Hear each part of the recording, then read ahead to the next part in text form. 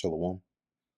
First and foremost, I want to give all praises, honor, and glory to Yahweh, Bahasham Yahushai, Bahasham Recha Kudash. Double honors to the elders and the apostles of Great Millstone, and peace and blessings to the elect. And today we're going to go into the book of 1 Samuel, the 21st chapter.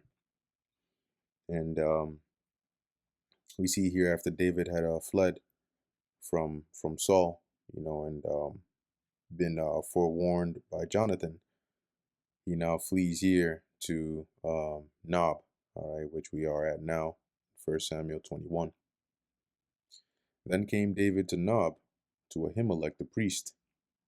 And Ahimelech was afraid at the meeting of David, and said unto him, Why art thou alone, and no man with thee? And I believe Ahimelech was a descendant of Eli. Let me see here. Let's look this up. Was Ahimelech a descendant of Eli? 1 Samuel 21. Yes, Ahimelech was a descendant of Eli.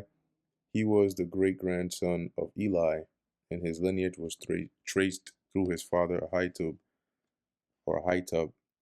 Ahimelech served as a priest at the town of Nob, where we are now. So he sees David and he's a bit weary, and he's asking him, well, what's going on? Why are you alone? There's nobody with you. You're a captain, right? So what's going on? Where are your men? And David said unto Ahimelech the priest, The king hath commanded me a business, and hath said unto me, Let no man know anything of the business whereabout I send thee, and what I have commanded thee. And I have appointed my servants to such and such a place. So David utilized the fact that, I guess at this point it wasn't 100% publicly known. He wasn't like a public enemy, right? And so knowing that, he basically, used wisdom in deceiving Ahimelech in this case, right? So he just made it seem like, oh, well, the king gave me a special mission, all right, that basically I can't tell anybody about it, right? And that's why he says here, let no man know about anything of the business whereabout I send thee and what I've commanded thee. So you can't, it's classified. And he said he appointed his servants to such and such a place. So he basically sent his servants, to certain areas, likely as a part of this mission here. So that's why he's by himself. Now therefore, what is under thine hand? Give me 5 loaves of bread in mine hand, or what there is present, right? So what do you have? What's what provisions do you have right now? I need some provisions. And the priest answered David and said, There is no common bread under mine hand, but there is hallowed bread, if the young men have kept themselves at least from women. Now, the common bread was just like regular bread. Hallowed bread was bread that was put, like the shoe bread, that was put before the Lord and would be replaced, at a certain cadence by freshly baked bread. And the one, like when the new bread came, the old one would be, you know, technically hallowed, but it would, the priest would be able to eat it, right? So he's saying, I don't have just regular bread, but I do have some hallowed bread. If your men have at the very least, kept themselves clean, right? Because when it says they've kept themselves at least from women, meaning not having sex with women, because when you engage in intercourse and you release your seed of copulation, it makes you unclean, right, for a period of time. And then you have to wash yourself and wait till the evening time. So he's saying here, if at least they haven't been dealing with women, these past few days, they will be quote unquote ceremonially clean, um, to have some, even though it's really for the priests.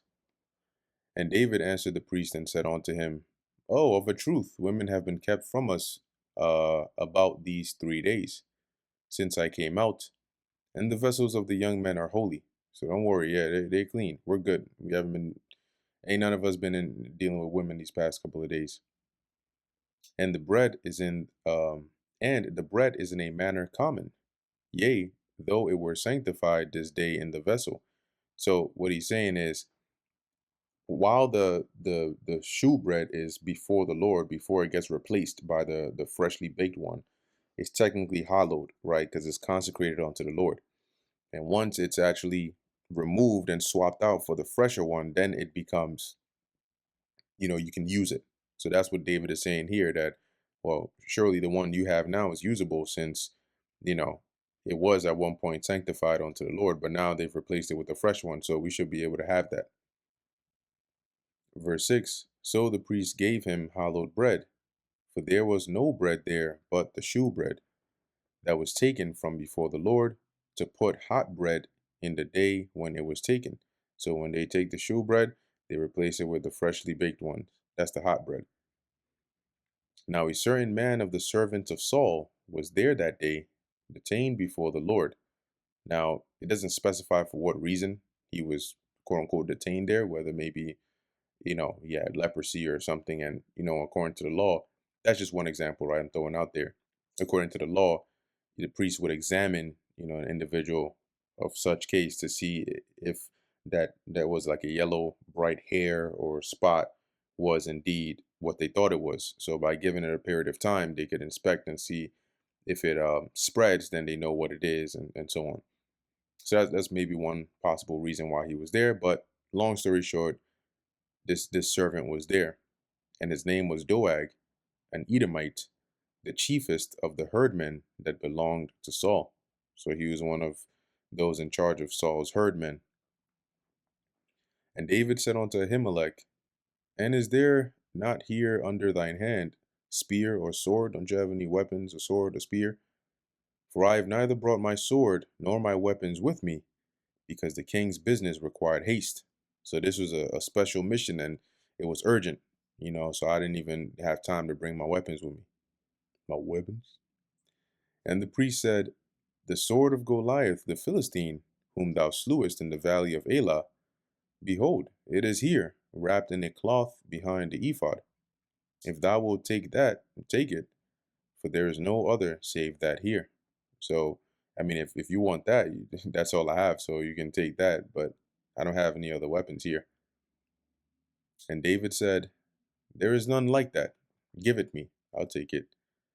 And David arose and fled that day for fear of Saul, and went to Achish the king of Gath. And the servants of Achish said unto him, is not this David the king of the land? Did they not sing one to another of him in dances? So here, obviously, they knew he wasn't the official crown, like he wasn't officially king, but they're saying he might as well be, considering that he's even overshadowing that of Saul. Right, as they go on to say, um, is not this David the king of the land? Did they not sing one to another of him in dances, saying, Saul hath slain his thousands and David his 10,000s? So now, if even those of Gath heard this, you can see why Saul was wroth, because this wasn't like a tiny little 5 women here and there singing this. This was like a thing. It was known throughout the land. And David laid up these words in his heart, and was so afraid of Achish, the king of Gath. So when the servants of Achish were saying this, David thought in his mind, shit, they're about to bring me to him. And if he thinks like this, he might just slay me, or try to use me as leverage against Israel, because they might think that I'm somebody of importance. And so, as it says, and he changed his behavior before them, and feigned himself. To feign yourself is to pretend.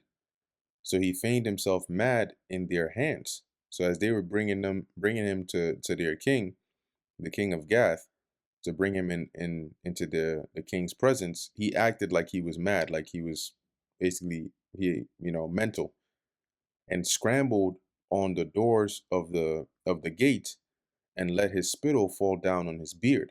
So he was acting like somebody that had a disability, like a Down syndrome or something, where he looks weird.